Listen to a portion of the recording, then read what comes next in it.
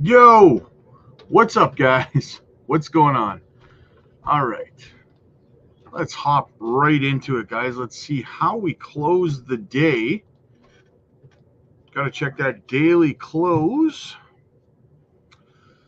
Well, we rejected off the 30-day SMA once again. I've been telling you guys about the 30-day SMA for a few days now. I said we got to get above it. We got to close above it.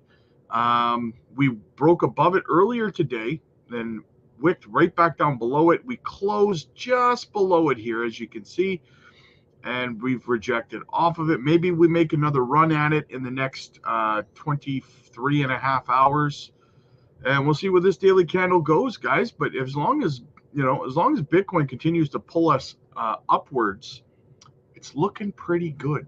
It's looking pretty good. Speaking of Bitcoin, let's go have a look where we are on the Bitcoin chart. We are coming down. We are coming down. Look at this. So we had our support here for 6 days in a row. Like I said, boom, broke above resistance here. Ping-ponged for 24 hours. Smashed 70K. Destroyed a lot of shorts. So here's the thing, guys. You might be wondering, well, why are we rejecting?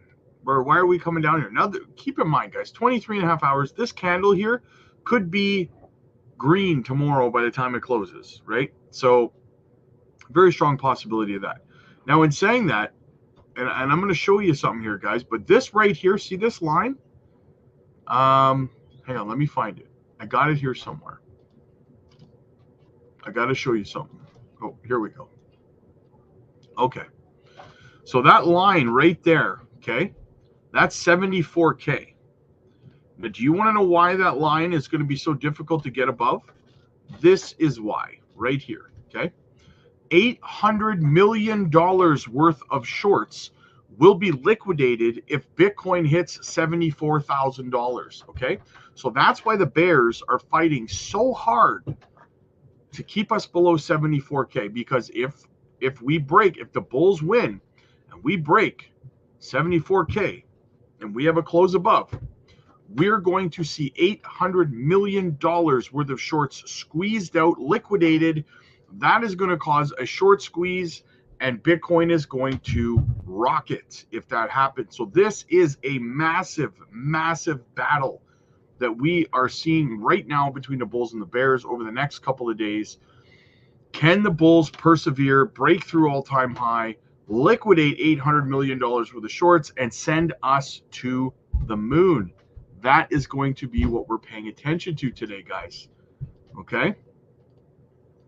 Well, today, tomorrow, over the next couple of days anyways, right? So,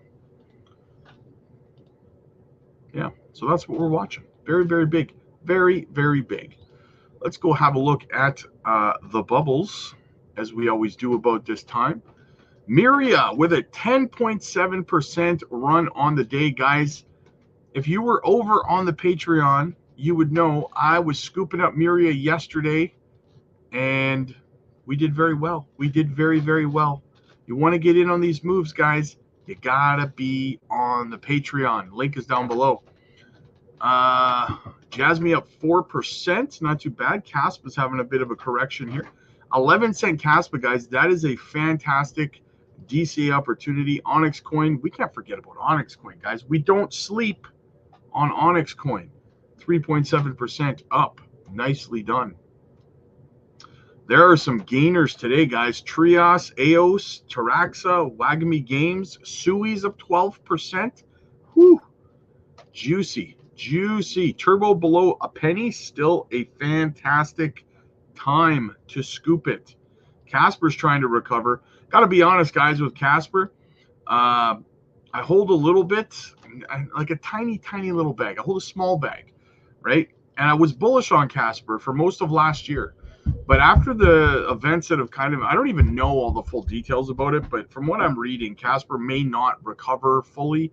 I was afraid that what's been happening with Casper is going to be something similar that happened with Harmony 1 in the last bull run, where it just kind of lost its credibility as a project. And it still did okay, but it just never regained its momentum. And I think Casper's kind of going to do the same thing here, right? So if you're holding Casper, you'll probably make some money, but not, the potential in it has kind of been a little bit liquidated, so to speak. Now, guys, keep in mind, I'm saying Casper, not Kaspa. Okay, don't get them confused. Casper's red, Kaspa's green. Okay. Some people get those two confused, so I got to make sure that I enunciate, right? All right, so what else do we got going on? I'm going to get into the chat, guys, after the news. So put your comments, concerns, questions, altcoin requests down there. So we got Ripple XRP co-founder Chris Larson explains why Kamala Harris is pro-crypto. Let's see what he has to say. Convince me, my man. You've given nearly $12 million, mostly an XRP, to the Harris campaign. Why are you throwing your weight behind the vice president? Well, we're really excited by her economic message. It is a message now of pro-innovation and making sure that, our American champions dominate, their industries around the world. So I'm just really, really confident that this is going to be a completely different approach. See, here's my problem right off the bat. Her message is pro-innovation and pro-crypto. What message? I have not seen any message from Kamala Harris saying that she is pro-innovation or pro-crypto. I've seen vague statements, but I have not seen anything concrete from her saying what he's saying. Nothing. If she said it to him privately, cool story, bro. But I haven't seen it. Then I think I'll just say it, the failed policy that the Biden administration brought when it came to crypto and digital assets, because frankly, I think they just weren't paying attention and they sort of outsourced it to Senator Warren, and it was a disaster. But that is not going to be how the Harris campaign approaches this. I'm extremely confident in that. But and why? Are you confident because of meetings that you're having with her team behind closed doors? There's been a lot of meetings, I think, with folks that will be in her administration, with the industry, and not just with the crypto industry. Look, they've been on a tour all around this country, meeting with business folks in New York and in the Bay Area and LA, Texas, Florida. And I think consistently what they heard is the last administration was too anti-business. It was sort of this class warfare. And that's not how it's going to be in a Harris administration. It's going to be pro-innovation. It's going to be American champions, dominate their industries. And by the way, that helps workers, right? Again, why? I asked the question, why? Why are you confident she's pro-innovation? He said just about as much as she has in terms of saying something concrete. All he said is, I'm confident she'll be pro-innovation and pro-crypto. Why? Why? Tell me why. Right? There's no answer, right? That doesn't sit well with me. All right, Tyler, my boy, says they're lying to you when they tell you that crypto is going to make you rich, because crypto is going to make you mega big time rich. Deal with it. I love it. That guy's hilarious. What else do we got, guys? What else do we got? Florida's chief financial officer advocates for a strategic Bitcoin reserve, says BTC is digital gold. You're seeing adoption happen, guys. Are you paying attention? All right. So, Watcher Guru says $115 million worth of Bitcoin shorts have been liquidated in the past 24 hours. I told you guys, they're getting the bears are getting squeezed right now. They're getting squeezed. Dig it. By the way, guys, there's a new thing called goals up here. We have a goal now for the stream. If you put your favorite altcoin request in the super chat that it says in the goal, then I will do a price prediction video deep dive into your altcoin. So check this out. What do we got? Boom, check it out. Kevin O'Leary talking smack once again. Here's the way to look at it. The biggest business in America is the federal government. It's a business. There's no growing question bigger about every day. it. Absolutely. Who has the executional skills and the track record to even look at this problem, regardless of what elements are going to be cut? He doesn't have a plan yet.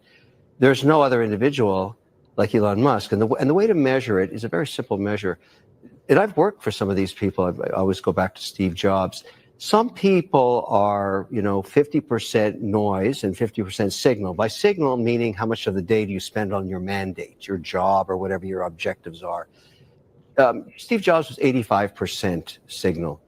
Elon Musk is 100% signal. People criticize him for his social skills, but there is no man on earth that's achieved what he's done. So to give him any disrespect is a mistake. When he says he can find $2 trillion, I think you should let him go look for it. We've never really looked at the federal government this way. And if anybody could do it and has the track record to do such, it would be him.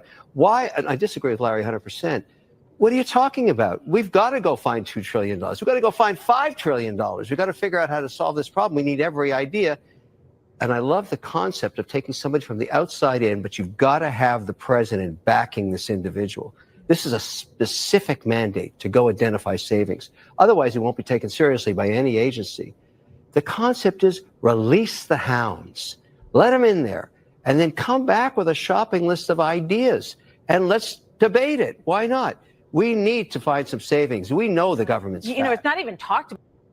Do you guys really think, honest question, do you guys really think that the government, even if Trump wins and he puts Elon Musk in to audit all the branches of government to get rid of unuseful, wasteful spending, do you really think that they're going to allow him to trim that much fat off this over-bloated government and overpaid government?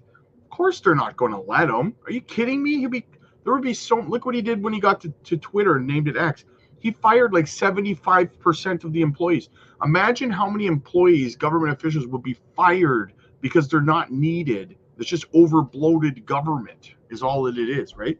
It would be crazy. It would be crazy. I mean, I hope it happens. Don't get me wrong. I just don't see a world where they allow that, right? So, all right. Edo Farena, he's got a little bit of a conversation with BitBoy. So let's see what BitBoy has to say about his XRP price prediction. But I think almost no matter what, I think XRP is going to get to that $10 level. It's going to have a massive run against Bitcoin and against Ethereum. It's going to make up a lot of ground on Ethereum. It's not going to give it up. That's why I really want to know, what do you expect for XRP? When you look at the potential for XRP in the next 3 years, you have to really look back at the case, because that's what determines the future. And let's be clear here. This guy confuses me. I'm sorry. His hair's gray, his eyebrows are black, and his beard is red. What is going on with this man? The case is over. It's over. It doesn't matter if there's an appeal. Stuart Alderody, the CLO, he already said, it doesn't matter if there's an appeal. They've already ruled it's not a security. The only thing that is up for debate is money. They're just arguing over money. And why? Because Ripple came in at 10 million and the SEC settled, I think, 125 million, right? Is where they ended up maybe. So, I think that that's really what this is all about. And I think you look back at the SEC case, it was destined to be what it became. XRP becoming a regulated cryptocurrency that is not a security, okay, is huge, because everybody from 2017 on who was in crypto that was like, oh, it's the banker coin, they all said it was a security. Oh man, this thing will never take off because it's going to be a security. They're all going to get in trouble down the road. XRP being a security would matter. That's over. So the institutions, the big money, all the market manipulators out there, the ones that stage things against us in retail, the informed investors versus the uninformed investors is what it is sometimes. Those people, they need the path to be clear.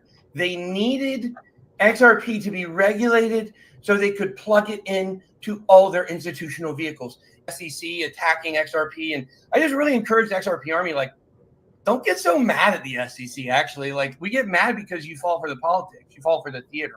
It's all been planned long before. And XRP is the chosen institutional vehicle, and everybody's been right.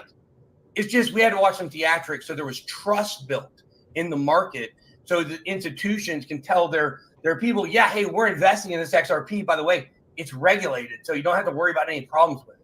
And that's really what the setup was. He's such a conspiracy theorist, that guy. And there's nothing wrong with conspiracy theorists at the end of the day, but everything's got to be some dramatic thing with him. Nothing's ever just what it is, you know? Anyway, what else do we got? All right, check this out, guys. One of my favorite quotes. The best investors in the world are really good at doing nothing for long periods of time. That's exactly it, guys. Too many people have no patience, and I preach this all the time. I say, guys, doing nothing is often the best strategy. Dollar cost average, sit on your bags, and wait for the explosion. That's it. That's really all there is to it, guys. People overcomplicate it. Neo-san, let's see what Neo's got to say today. He says, it's understandable that Hara-san was pleased when JASMY reached a market capitalization of $1 billion.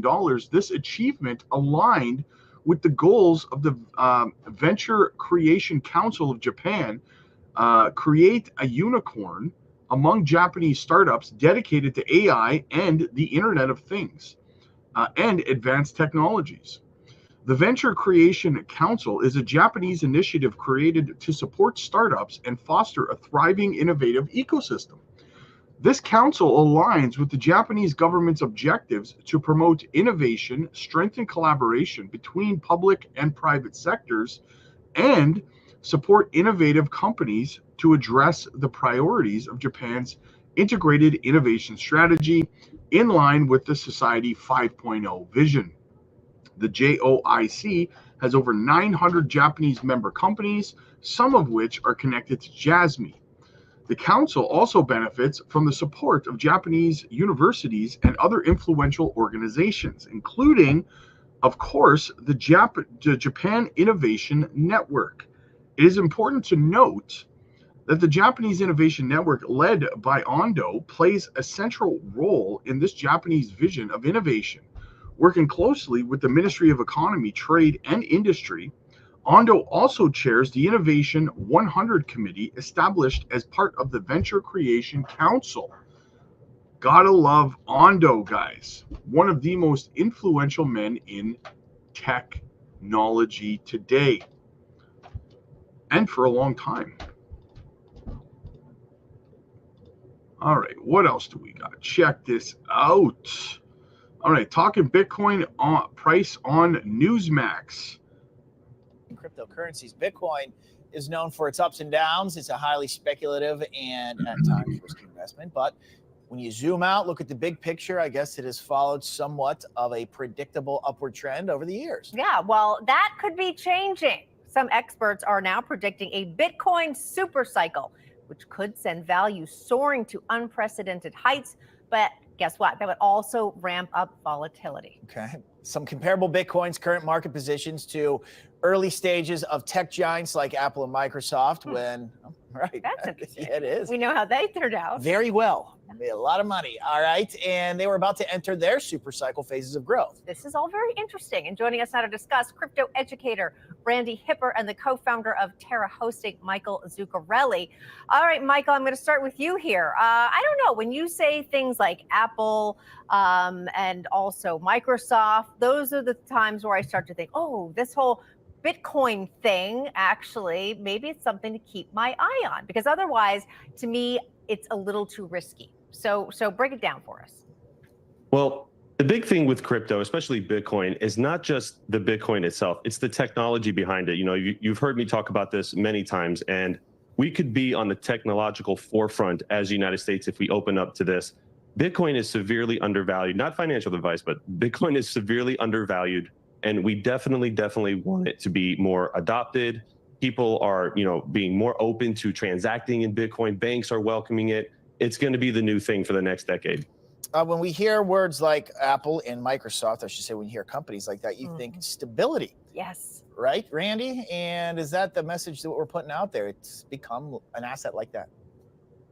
I wouldn't even compare it to a stock. Bitcoin is a decentralized technology where anyone anywhere in the world is able to send this asset peer-to-peer 24/7, 365 with no intermediaries. It has a finite supply of 21 million. And you could do the math. 21 million Bitcoin compared to the millions of millionaires in the United States alone.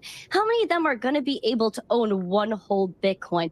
Simple supply and demand. There's nothing like Bitcoin, and there will never be anything like Bitcoin, considering that it's the best performing asset out of the last 14 to 15 years. Let's talk about the intersection of politics and cryptocurrency here. As we reported, former President Trump has been positioning himself as the pro-crypto candidate. But at the same time, Vice President Kamala Harris has been mildly supportive. But now with Bitcoin breaking the $70,000 mark as Trump leads in many polls, the question is there actually a connection to all of this, Michael? I think so. The Republicans are the party of deregulation. And honestly, Kamala Harris and her campaign just seems to be following what Donald Trump is doing when it comes to the crypto stuff. And, we'll take crypto donations. And then you see the Harris campaign do it. No tax on tips. And then here comes the Harris campaign saying the same thing. I don't think they have a policy with it. They're kind of winging it when it comes to crypto. And a lot of it's education. And I think the former president wasn't very educated on it early, but now he's got his son, Donald Trump Jr., Barron, educating him, say, Dad, we need to get involved in this. And I think he's more open to it. And I think now he sees it as a new industry that will allow America to flourish. All right, we're going to leave it there. Randy, Michael, good to see you both. And thank you. We'll continue the conversation another time on the Crypto I Corner. learned so much every Thank time. you. All right. Crypto Corner. I dig it. Very, very cool little show they got there on the news. Crypto Corner. I dig it. Tether confirms BTC reserves, but is USDT still a $120 billion scam amid US probes? If Luna taught us anything, it's that stablecoins aren't always safe. Now, I will start off right now, guys, by letting you know the difference between a stablecoin and an algorithmic stablecoin. Luna got wrecked because of an algorithmic stablecoin, which was pegged to Luna, the coin, and their stablecoin were pegged together. Okay, so when one started to deflate, one started to inflate, kind of thing. So what happened was Luna started getting mass prints or mints of the Luna coin, right? That's what happened. That's why the value of the coin dropped so much. A regular stable coin is pegged to the US dollar. So right off the hop, there's a fundamental difference between an algorithmic stable coin and a stable coin in general. Okay.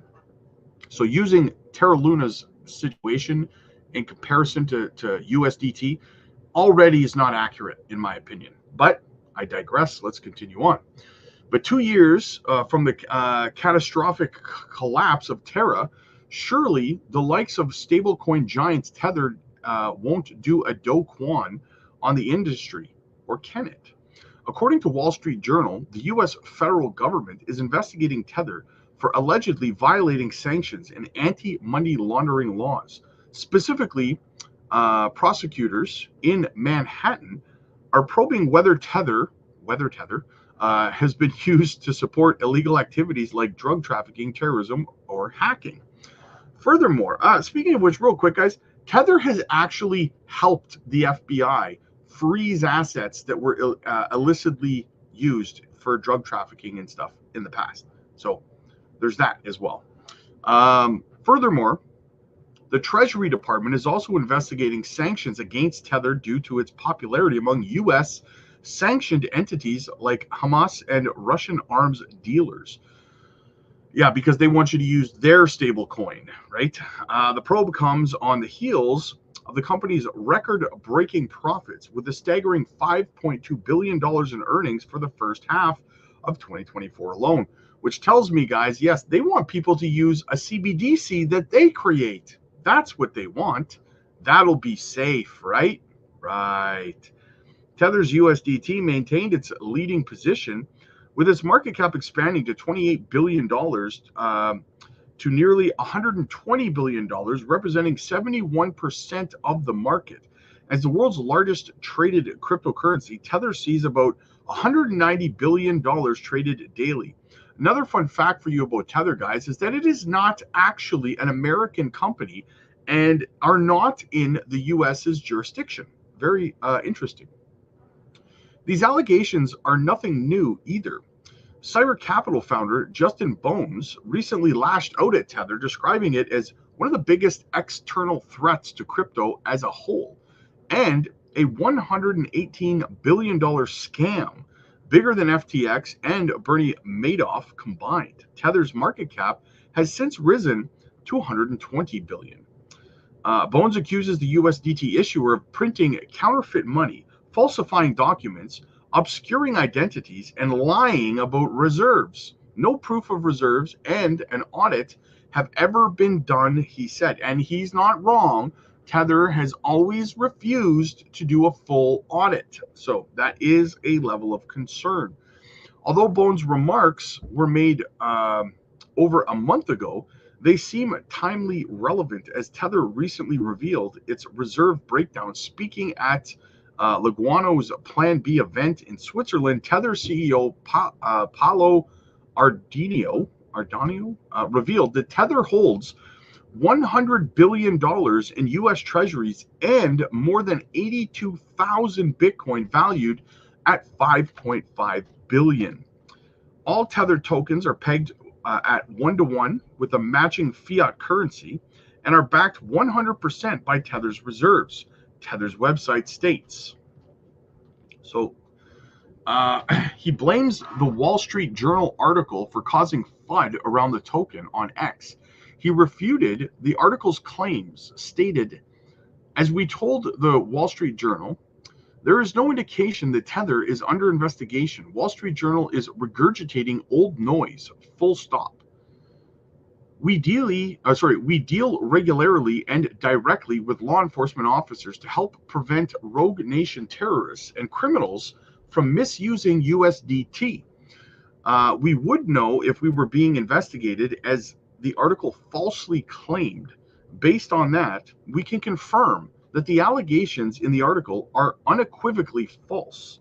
In the article itself, the Wall Street Journal quoted Tether as dismissing the allegations to suggest that Tether is somehow involved in aiding criminal actors or sidestepping sanctions.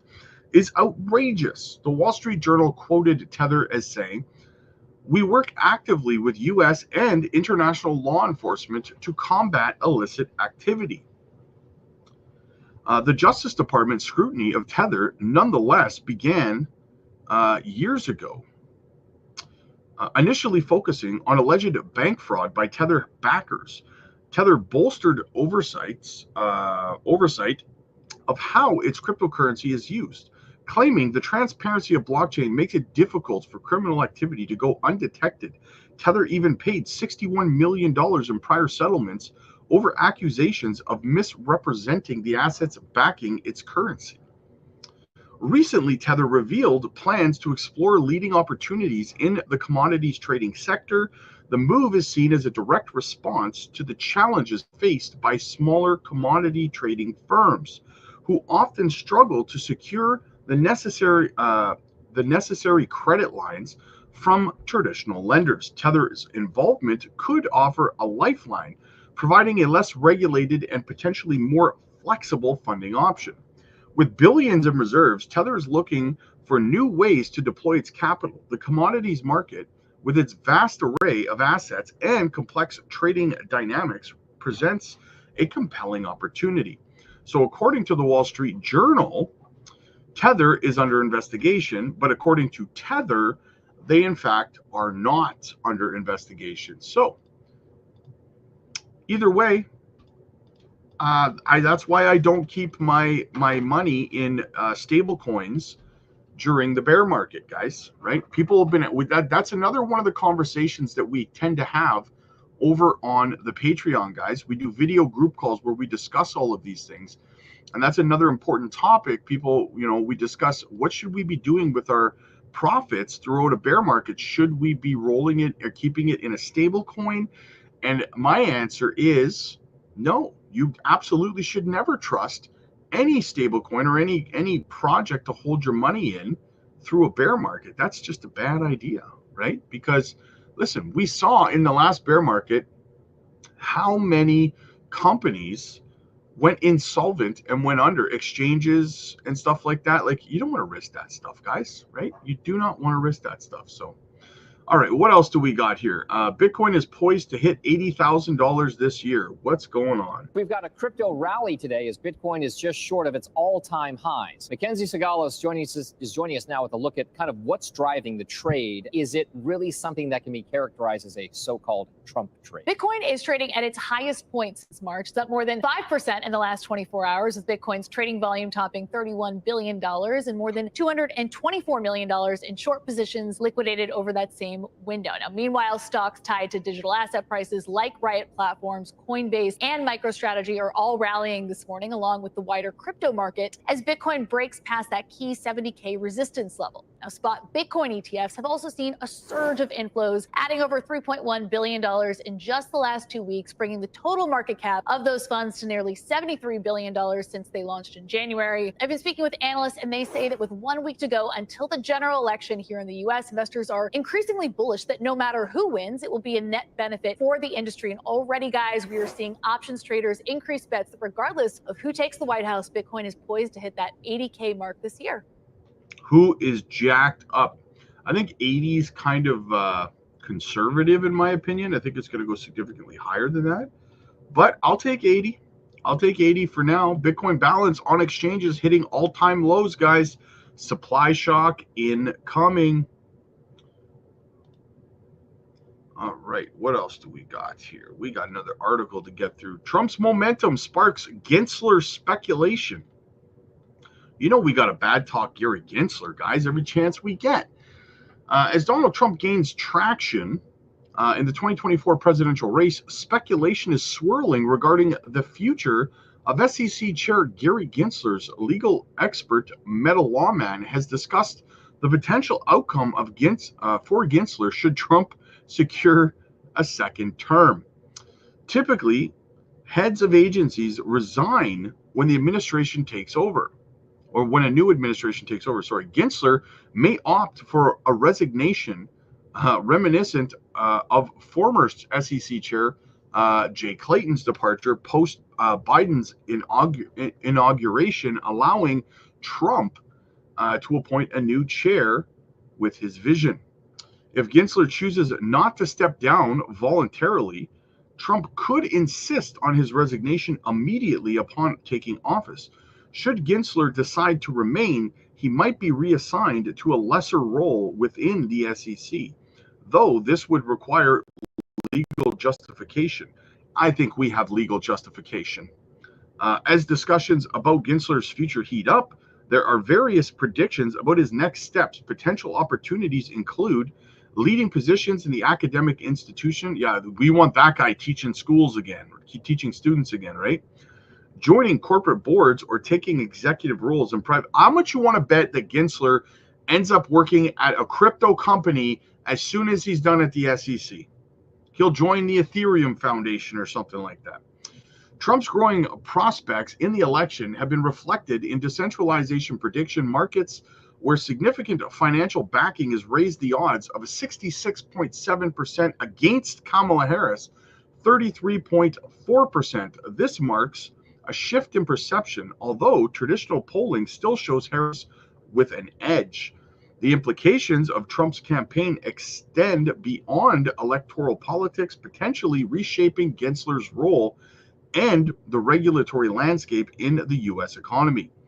These developments could influence how crypto markets are governed and how regulatory processes are managed in the future. Gary's got to go. Mama said it bees like that sometimes, Gare Bear. Bitcoin poised for perfect storm on path to new all-time highs, Bitfinex predicts. Bitcoin continues to rally as speculation over the upcoming US presidential election reaches new heights. Analysts from Bitfinex have reported a surge in Bitcoin prices, with the cryptocurrency currently trading at around 71,000. It's actually at $72,124 right now. Consequently, this increase reflects a 4.9% jump in the past 24 hours. According to CoinGecko data, the price is now at a mere 3.4% away from its all-time high of 73,700. We actually got as close as $700. It got to exactly $73,000 today. Notably, the connection between political shifts and Bitcoin's price have become increasingly evident. The experts, with experts pointing to the Trump trade narrative as a significant factor. This trend has driven increased demand for leveraged Bitcoin exposure as investors anticipate major price movements in the lead up to the election. Currently, former President Donald Trump holds a strong lead over Vice President Kamala Harris on the decentralized betting platform Polymarket, with a margin of 30%. Conservatively, national polling data from 538 indicates that Harris leads Trump by 1.5%. However, despite these discrepancies, the sentiment within crypto markets appears to align with the possibility of a Trump win, triggering a rise in Bitcoin investments. Open interest in Bitcoin has reached an all-time high of 41.7 billion as of October 29th, as reported by CoinGlass. This rise in open interest is widely viewed as a sign of growing market confidence, with investors positioning themselves for potential post-election gains. Besides heightened price movements, the increase in open interest reflects significant investor activity within the crypto space. Analysts are observing a steady buildup in Bitcoin call options set to mature in late December. This buildup indicates strong sentiment for a continued price rise well into the final quarter of 2024. Historically, increased open interest has often preceded substantial price action within Bitcoin markets, and the trend appears to be repeating in this case. The current open interest, coupled with the elevated call option volumes, points to a market poised for potential gains if Bitcoin successfully breaks past the all-time high of 73,700. Again, I showed you earlier in the stream, guys, there is $800 million in shorts that will be liquidated if Bitcoin hits $74,000. According to Bitfinex, the upcoming election could further impact Bitcoin as market participants brace for post-election surge. Analysts have noted that significant correlations between Bitcoin's price movements and the U.S. political landscape. Therefore, investors are now closely monitoring the potential impacts of a Trump victory, particularly as the cryptocurrency market shows signs of positioning for a possible price breakout. As Bitcoin edges closer to its historical peak, market observers remain watchful, anticipating the potential impact of an election result on one of the most closely watched assets globally. Big things. We are on the precipice, guys. We are on the precipice. Are you ready? Listen to these fudsters here, guys. The Bank of England Governor Andrew Bailey says Bitcoin isn't a credible medium of exchange and doesn't have singleness of value. Listen to this, fudsters.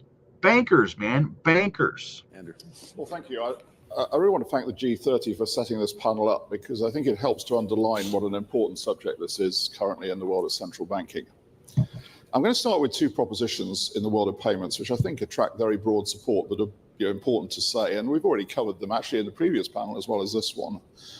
I think the first is that there is a strong need to modernize some key payments practices, and in doing so, an opportunity to improve efficiency and reduce cost. And that's true for domestic and cross-border payments. It's true for wholesale and retail. But I think there is a particularly pressing need, and Chapter Cantor's just referred to it, in the area of cross-border payments, because progress on modernization there has been very slow. So we can do more and need to do more on speed, cost, transparency, and access to cross-border payments. But it's not limited to cross-border. My second proposition really picks up on what Dr. Kantar was saying. In modernizing, we have a golden opportunity to harness the potential of digital technology. And frankly, if we don't do that, then I think we're going to suffer a failure of imagination.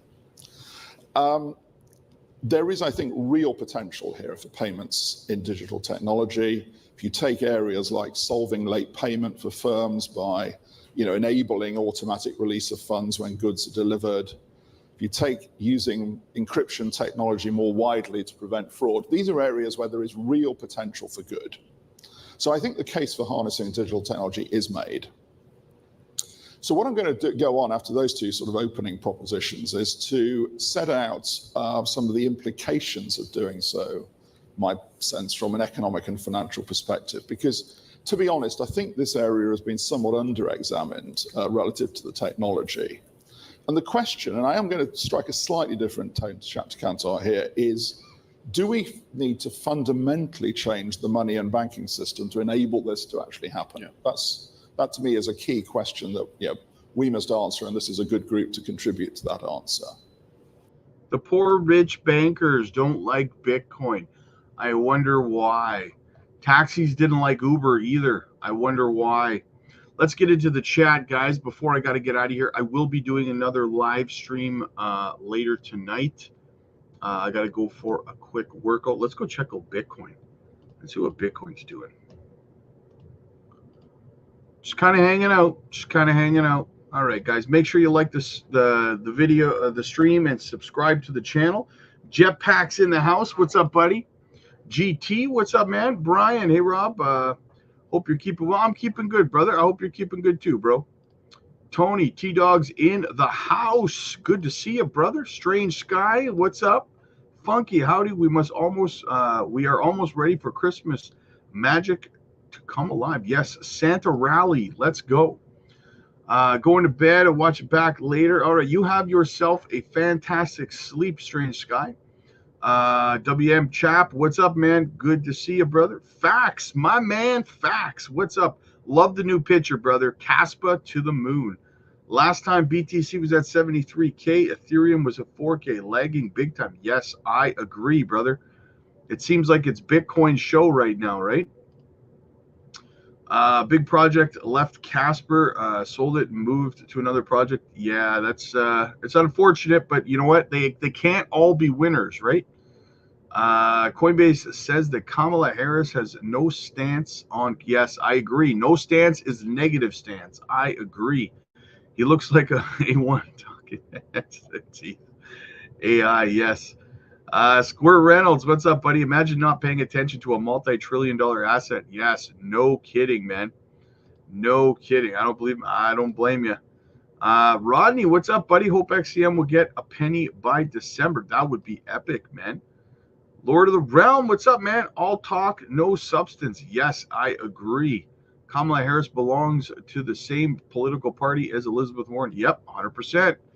Earlier you said it's going to happen, which I understand, but it's still going to go a year, or is it still going to happen and disappear, kind of like 2021? I'm not really understanding your question, Robert. If you're asking when I think the top of the market's going to be, sometime between the middle of September and the middle of October. Doge should be a high priority for any crypto meme holder, especially if Trump wins.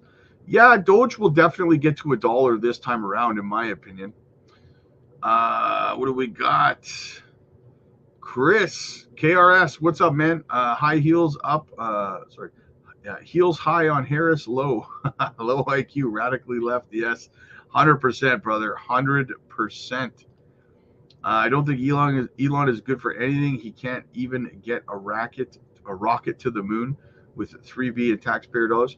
Yeah, but to be fair, I can't get a rocket to the moon either, bro. So I can't knock him.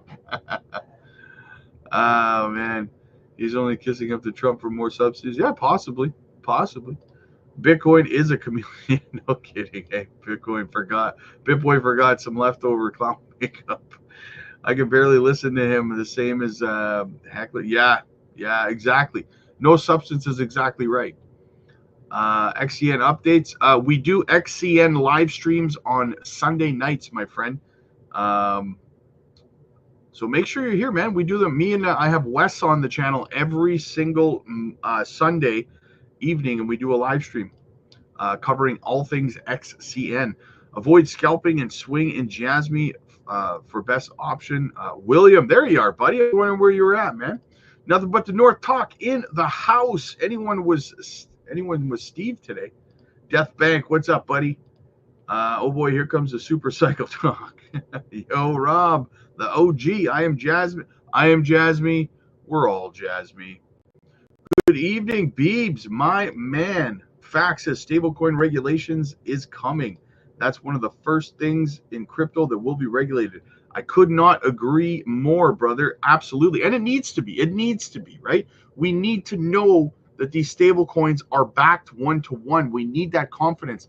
And I would say that the second thing that would need to be regulated is the exchanges. We need to know that they're solvent, right? Big Kev, what's up, buddy? I'm late, been sick. I hope you're feeling better, brother. I hope you're feeling better.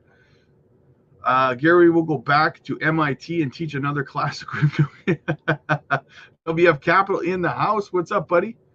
D Kinsight, what's up, man? Well, the hell is alt season. Altcoins prices are in complete joke. Yeah, but you know what? It's always dumpiest before it's pumpiest, my friend. Legend of Alexander in the house. Every time a banker says something of the the opposite. Chase Banks used to say the same thing. Yeah, hey, 100%. That's what JP Morgan does too, right? They're sitting there saying Bitcoin's garbage, and meanwhile they're tripling their their digital asset department, right? Isaac, what's up, buddy? Good to see you, man. John's in the house. Nice to hear from you, brother. Waiting to see what happens after the election. Going to be big variable for me. Yeah, well, I think it's going to be huge, Logan. I think it's going to be huge, brother. Lightning spoiled Stamkos. So I saw the highlights. I saw that. Someone had to say it. I think XCN actually runs with ETH, makes some serious movements. Yeah, probably could be, man. It could be. We could see a lot of ERC20 tokens run at that time. Dumb Money in the house. What's up, man? X marks the spot. RJ 2010. Democrats bashed crypto for years. Don't be fooled. Yes, that's exactly what I've been saying, brother. That's exactly what I've been saying. They have been attacking crypto for 4 years, and some people believe that they're done, that they're somehow not going to anymore. I've said on the Patreon what I think is going to happen here if Kamala Harris wins, okay? She'll win, and then she'll just not talk about crypto anymore. It will be out of sight, out of mind, and Gary Gensler will go on attacking crypto like a madman. That's what I think will happen. John, did you see the new XCN video on YouTube? PEO. Not yet, brother. I'll have to check it out, man. People starting to notice. They recognize game. I'm going to have to check it out, man. I got to head to the gym. I'll hop on the stair mill this evening, and I will check it out while I'm getting my gains. AZ Marine, I haven't seen you in a minute, brother. How you doing, bro? Beebs, JM, I agree with ETH moves. ERCs will flow. Absolutely. Danny made it in, my man. The man with the plan. All right, guys, listen, I'm going to get to the gym. I got to get in a workout. It's a little bit late here. It's already 8:30. I got to get my workout in. I will be back after my workout because it's going to be all hopped up on pre-workout, and we're going to do another live stream this evening. So make sure you're here, guys. Get over to the Patreon. I'd love to see you over there. Book your one-on-one coaching calls with me or join our group video calls where we chat all things crypto, guys. Get your butts over there, and I will see you guys in about 3 hours. Deuces, ooses.